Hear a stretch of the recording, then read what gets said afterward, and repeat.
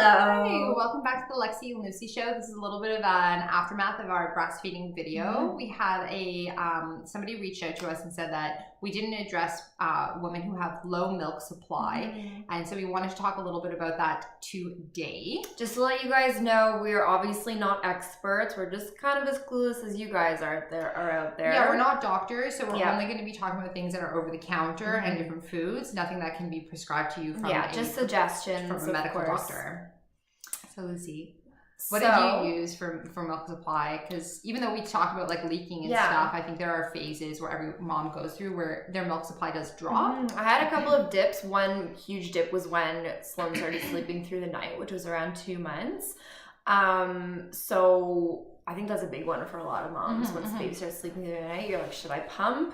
Should I not? Should I just sleep? Yeah. I did pump a little bit the first couple of nights, but then you woke up in the night to do that? Yeah. That's dedication. Yeah. I was so nervous. I was nervous my milk supply would go down. Good for you.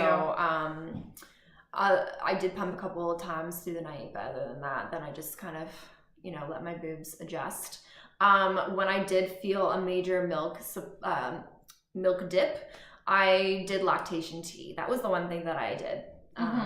So I think like in general, very sort of simple, common sense things are just like keeping really, really hydrated with, whether it's something that says it's going to actually boost your milk. I know with Theo, I took milk thistle vitamins. There were the pills or capsules.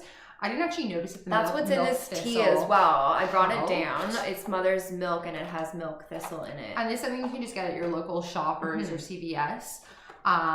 So that's really good. And then it has fenugreek in it as well, which is a huge fenugreek was another one that I took supplement too. Fenugreek, and you can get that basically at any health food store, even a drugstore, local drug mart.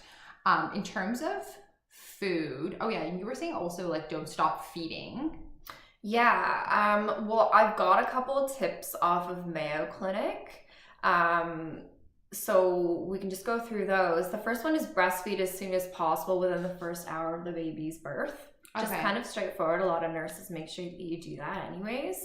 That is really hard though if you get a C-section. And sometimes mothers they're just can't see their baby yet because they're in recovery. But that's pretty straightforward. Another one is breastfeed often, so 2 to 3 hours. Also pretty straightforward. Which is really interesting because the way that breastfeeding works is that like the more you feed, the more milk you produce. So like even though you think it's like a bottle of water and then once the water is empty, like it takes time to fill up. It's like, no, the more times you empty that bottle, the quicker it will keep on refilling, which is kind of cool. Another one is to check your latch. So make sure that baby is feeding adequately. So I remember with my second one, Max, when I went to the doctor's, just really quick anecdote, and we discovered there was something a little bit off with his latch and all of this stuff, and the doctor basically was like, you're not feeding him enough. I remember it was this like sort of younger male doctor, and I was really irked because I just thought, who is this man telling me my child isn't eating enough? Like I really, and as a mom, I took it so personally. Like I basically heard you're a failure, and new moms are so sensitive. I was so sensitive, postpartum hormones just like rushing through, and it was really hurtful. But I will say though that this is something that has stuck with me as like an actual positive advice, although it took me a really long time to adjust to that, where it was sort of like if your baby isn't falling asleep, especially in the first few months, if he or she is not falling asleep on the breast, then he or she has not had enough milk. Although I know that this can be a problem if the baby falls asleep too quickly. You take them off, they wake up, and they're just kind of so relaxed in the state of feeding that they instead of eating, because it's work for them. Instead of working to eat, they just kind of fall asleep at the breast. But you want to really feed your kid until they like get milk drunk, as we say, and just doze off on the breast. Another tip was to make sure that you offer both breasts for each feeding. And I remember Sloan would fall asleep after the first breast, and I'd be like, oh no. So then I would usually change her diaper at that point because that always woke her up. That's really cute. And then I would offer her the other breast, so that seemed to work pretty well. Yeah, like just get your baby in the nappy. So if they're a little bit cooler, then they're not going to be, like if they're not warm, then they're not going to fall asleep as quickly. I am terrible at offering both breasts. Like I'm always just like, okay, I'm going to use this, like the right side for this feeding, And then like the next time I'm like, and then I'm going to use the left side. Yeah. Yeah. I was like that at first as well. And then that's what happened. I got really worried about my milk supply, and I also didn't want to pump after. It's exhausting. So I started offering both, but it took so long. Pumping is so bizarre. Power through. So a couple of foods that I found were really, really helpful for me, just 3. One is oats, like anything with oats. So like I got a bunch of granola bars, which were really good. And then obviously like oatmeal in the morning, porridge in the morning. I even have like oatmeal cookies and things like this. So like all these little snacks that you can have throughout your day. And the oatmeal definitely was really great for me. A second one that I found was salmon, like fatty salmon. Oh, really? I never heard of that. So good. So I found especially like if I'd have salmon at night, then like the next morning I would feel really quite full with milk. That's so interesting. Because of all of the omega-3s, I think, and like all the fatties, all the fat. All the fatties. I love that. Another tip was don't skip a feeding. That's really probably straightforward as well, because the less you feed your baby, the less milk you're gonna produce. One tip is also to hold off on giving your baby a pacifier. Oh, that's interesting. I don't know, because I am a little bit guilty to say that we were big pacifier parents. Yeah. Sloan has a pacifier a lot, which probably isn't so good, and we are planning on weaning her off by her first birthday. It's okay, you're human. Thanks. But I never felt like this had a contribution to low milk supply, but maybe other moms out there would find some negative results giving their baby a pacifier. But also too, you kind of have to listen to your doctor, like in terms of if is the baby growing well or not growing well. So I think at the end of the day, like if your kid is at or above the 50th percentile in terms of weight, then you should feel good about that as a mother feeding your child. And the third food, so I just want to say 3. So the first one I'm was, sorry, I totally cut you off. That's okay. No, So I think rude. it's because I cut you off and then you want to jump back. It's okay. So like oats, salmon, fatty fish, and then the third one was garlic. This is like this is the most powerful one for me. Garlic is so good, like raw garlic in soup, raw garlic on, I don't know, like I'm part Ukrainian, so like raw garlic on toast is like actually like so delicious. Do not have, you can even get garlic pills if you're like not into like eating garlic, if you don't like the taste.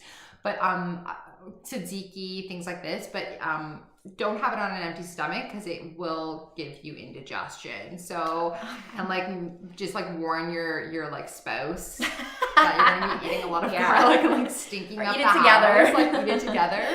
But garlic has been really good, and again, sort of same thing. Like I find with these foods and with these things, like it takes time, so don't expect like an instant result. Like if you have this stuff at night, it might kick in 12-24 hours later. So be patient with yourself, keep feeding, keep pushing through, keep waking up baby when they fall asleep on the breast if it's been less than like 10 minutes. And last 2 tips I found were to avoid certain medications. Certain ones like pseudoephedrine can actually lower your milk supply, and I remember we might talk about this in a whole other video, but I remember I was going through a little bit of postpartum depression / baby blues, and I went back on antidepressants, and we really had to make sure that the one that I went on wouldn't affect my breastfeeding or lower my milk supply. So that's really helpful. That's really helpful tip. Also antibiotics can give you a milk drop, as you were calling it, a drop in your milk supply. So that recently happened with us, and I just remember like, you know, it was just like garlic after as soon as I finished taking those drugs. Yeah, I know. Ooh.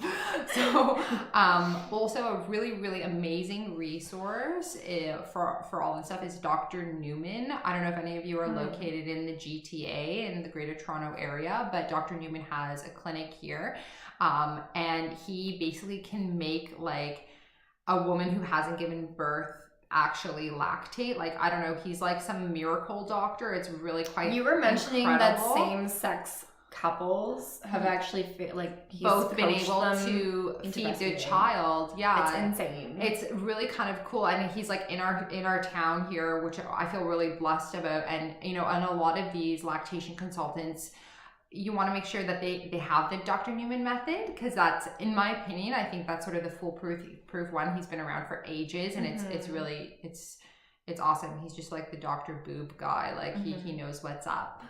So last tip, and I feel like this kind of goes without saying, but avoid alcohol and nicotine.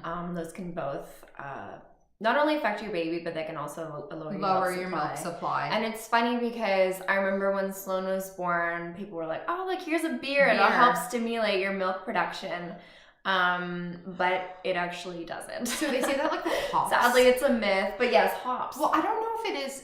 It's cool that you call it a myth because like I've been kind of torn on this. I think the hops in beer actually do help with milk production, but it's the alcohol. So it's really counterbalancing each other. So it's like the alcohol lowers milk supply, but then the hops increase milk supply. So really, you just end up having the same milk supply, but also a lot of beer. And I don't know like how many moms are into beer. Like there's all these memes about like wine and stuff, and like definitely like not going to help your milk supply. But that's a really good point with alcohol. Yeah. Stay sober, kids. There's no safe level there's no safe level of alcohol for babies. Yeah. Through breast milk or otherwise, of course. But yeah. But also we know that you're human. Okay. All right, guys. Lots of love. Bye. See you next time. Don't forget to subscribe. Yeah.